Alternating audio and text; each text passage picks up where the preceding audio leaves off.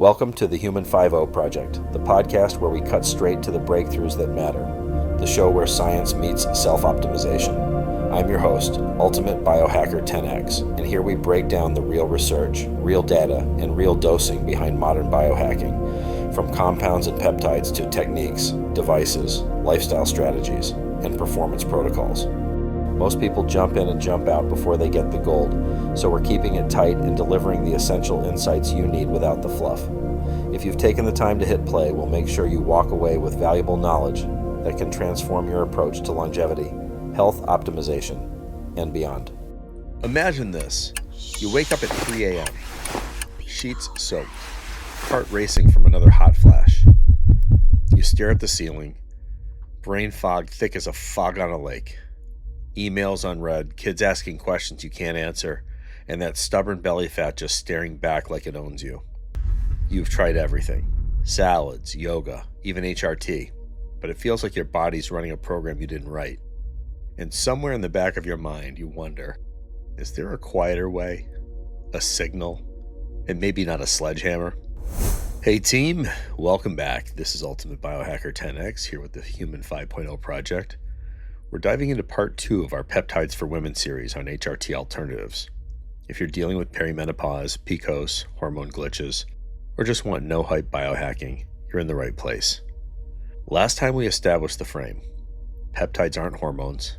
They're signals, messengers that influence how systems communicate. Today, we get practical.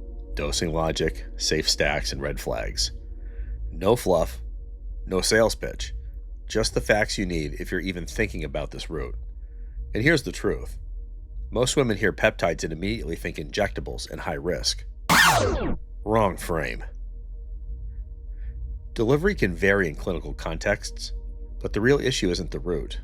The real issue is it appropriate for your physiology? Is it sourced properly? And can you track outcomes without guessing? Quick disclaimer. This is for educational purposes only, not medical advice. Many peptides discussed online are investigational and not FDA approved for advertised uses. So don't self-prescribe and work with a licensed clinician. So yeah, let's keep it real and lock this one in. Quick refresher. Peptides are short chains of amino acids, little messengers. Metaphor time. Your hormones, they're the band. Estrogen, progesterone, cortisol, thyroid, insulin. Everyone's playing an instrument. Peptides, conceptually, they're like the conductor. Not always louder, often just better timing and cleaner signaling. So why should women over 35 or 40 even care?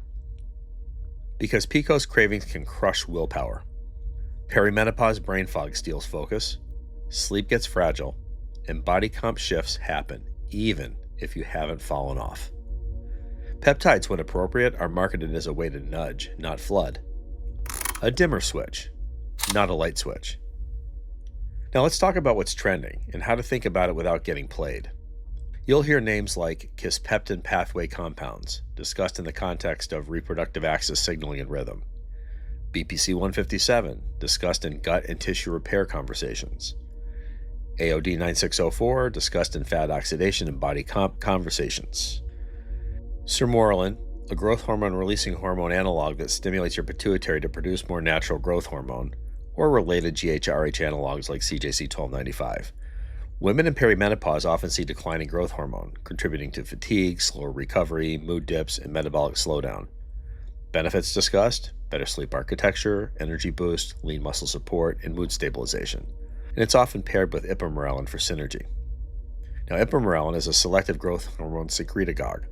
It stimulates growth hormone release without spiking cortisol or prolactin. And this also can be frequently stacked with CJC-1295 or Sermorelin. It targets sleep quality, recovery, energy, and subtle body comp improvements. Key for midlife women feeling drained. It's got low side effect profile and reports, often preferred for women avoiding stronger growth hormone therapies. And we have CJC-1295 with or without DAC. This is a long-acting growth hormone releasing hormone analog that extends growth hormone pulses. It helps with deeper sleep, better recovery, mood and energy lifts, and metabolic support during hormonal shift. It's common in women's protocol from perimenopause-related fatigue and muscle maintenance. Next up, Tesamorelin. It's a growth hormone releasing factor analog, originally studied for visceral fat reduction, so this is relevant for midlife abdominal changes. And it supports growth hormone levels, potentially aiding fat metabolism, energy, and cognitive clarity in aging women. Gonadorelin, a GnRH analog, stimulates LH and FSH release to support natural reproductive hormone signaling. Sometimes mentioned alongside Kisspeptin for cycle irregularity or estrogen-progesterone balance in perimenopause, less common but targeted for hypothalamic pituitary axis support. Next on the list, PT141. This is for libido and arousal issues common in perimenopause due to hormonal dips. It acts on the melanocortin receptors in the brain for sexual function and mood without hormonal flood. And it's useful if intimacy and libido is a big concern. Other mentions would be GHK-Cu for skin, collagen, anti-aging, especially estrogen-related skin changes, or PE22-28 for mood and anxiety support, but these are more niche. Bottom line, growth hormone-focused ones such as Sermorelin, Ipamorelin, and CJC-1295 dominate for energy, sleep, mood, and recovery in perimenopausal women as declining growth hormone amplifies symptoms. GLP-1s, like semaglutides, sometimes get bundled in for metabolic and weight angles, but they're not classic peptides in the same way. Important: the internet speaks in certainties. Science speaks in evidence tiers. So instead of asking, what's the best peptide, ask, what's the evidence tier, what's the risk profile, and what's the monitoring plan? And that's the adult way to do it. Here's where people get fooled. Trap 1. Buy from Reddit. No. Random internet sourcing is where contamination and fake documentation live. If you can't verify it, you don't touch it. Trap 2. Take it daily forever. Bad mindset here. A lot of signaling systems adapt. Clinicians think in terms of trial windows, reassessment, and breaks, not forever and vibes. Trap 3. Mix it with everything. Stacking isn't advanced. It's just adding variables. So if you can't tell what caused what, you're really not optimizing. Trap number 4. No side effects. This is a flat-out lie. Any systemic tool can cause side effects. Sleep disruption, headaches, mood changes, water shifts, especially if you're under-recovered or overstimulated. Which brings us to the only way I recommend stacks. Here's the 80-20 framework. Safe stack architecture. Step 1. Labs first. This is non-negotiable. You need a baseline. Check estradiol, FSH, cortisol, and liver enzymes.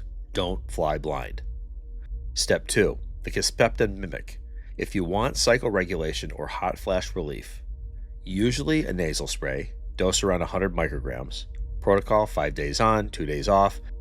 Ideally, you sync this to your cycle day 1 for best results. Step 3.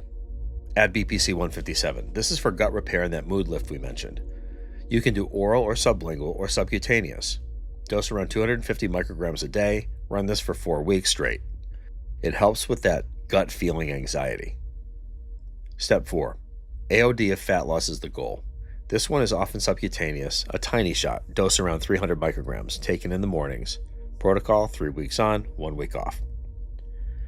For additional options, lead with labs, start low, 1 at a time, cycle, and track mood, energy, HRV, hot flashes, waist circumference, etc., and emphasize clinician guidance. Sermorelin, dose anecdotes, 100 to 300 micrograms nightly subcutaneous, cycles with breaks to avoid tolerance. Ipamorelin, dose anecdotes, 100 to 300 micrograms daily subcutaneous. CJC-1295, again, dose anecdotes, 100 to 200 micrograms daily or 1 to 2 milligrams weekly subcutaneous. These first 3 really should be done on an empty stomach, minimum 40 minutes after eating, preferably before bed. Some people do split doses and take half the dose on an empty stomach before workout. Tesamorelin, dose from trials is 2 milligrams a day subcutaneous, usually run in 12-week cycles. Gonadorelin, research dosing is pulsatile, 5 to 20 micrograms every 120 minutes subcutaneously. PT141, trial dosing, roughly 1.75 milligrams subcutaneous 45 minutes before sexual activity, and this can last up to 7 or 8 hours. GHK-Cu, 0.5 to 2 milligrams a day subcutaneous or topical 0.5 to 3%. PE22-28, dose at 3 to 4 micrograms per kilogram for mood and anxiety. Now these amplify foundations, protein, sleep, and walks, rather than replace them. Step 5, support your habits. Peptides aren't magic, they do need the foundation. Protein, you need a protein anchor. 20 grams with your first meal to support the signals. And we usually shoot for 1 gram per body pound per day, and for people that are actively training, up to 2 grams per body pound per day. Magnesium, take it at night for sleep and recovery. Movement, a 10-minute walk post-dose helps with circulation and uptake, although more movement is better. But we're looking at minimums here. And that's it. That's the protocol. So how do we track? Simple and objective. Mood, scale of 1 to 10 a day. Energy, same scale. Sleep awakenings, number and timing. Hot flashes, count them if relevant. Waist, do a weekly circumference. Recovery, ready, okay, wrecked, pick one. HRV or resting heart rate, look at the trend only and don't panic on daily changes. Mistakes to dodge, you got no baseline, you're flying blind. Too much too soon, this is chaos. No tracking, placebo confusion.